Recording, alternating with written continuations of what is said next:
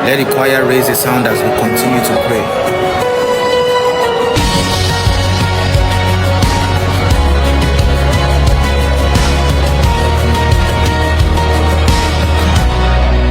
Came down to earth, I believe.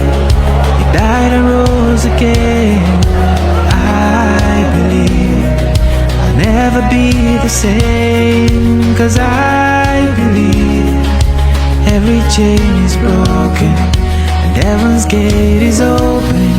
He came down to earth, I believe.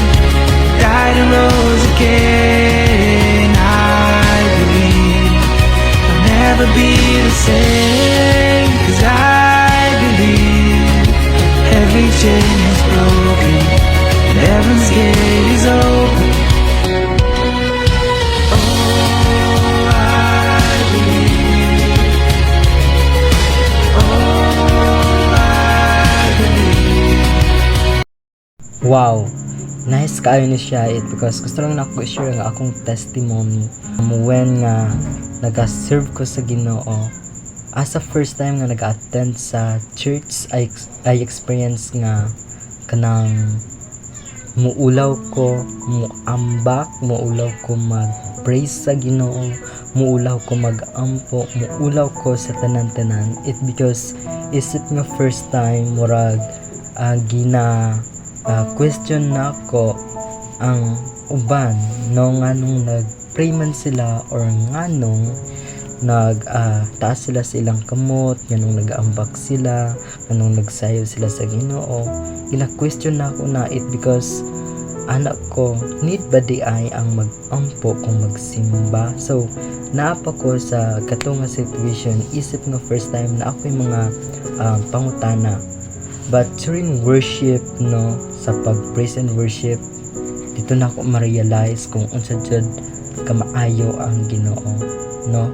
Through the Holy Spirit nga naga-work sa praise and worship nga session.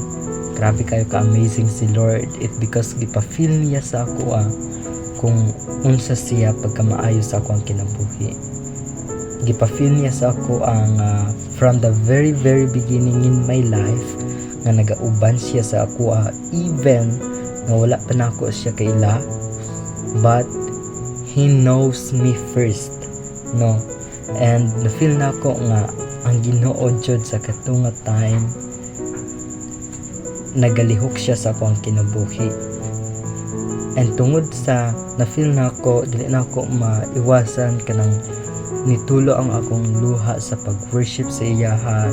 Then kanang nabuhat na ko ang pag-pray, pag-istorya sa iyaha, pagtaas akong kamot, pag-worship sa Ginoo. It because I feel nga nalipay ko, it because ang Ginoo nagauban and nagabantay sa akong kinabuhi.